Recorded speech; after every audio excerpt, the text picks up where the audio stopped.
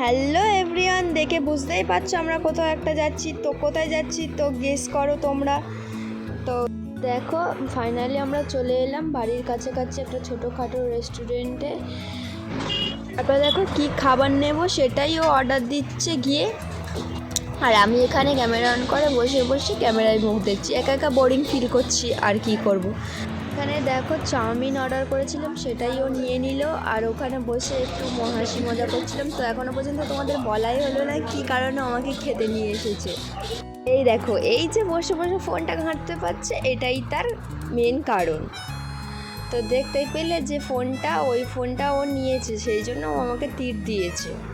তারপর তো বুঝতেই পারলে আমরা বাড়িতে চলে এলাম। তো এসে দেখি আমার দুষ্টু ছেলেটা ফটো তুলছে, আর আমাদের দিকে দেখছে না, পাত্তাও দিচ্ছে না। সেই জন্য আমরা ওকে ছেড়ে খাওয়া দাওয়া শুরু করে দিয়েছি। আমরা খেয়ে নিলাম, আমি খেয়ে নিলাম, সবাই খেয়ে নিল, ওদিকে মাও খেয়ে নিল। টাটা।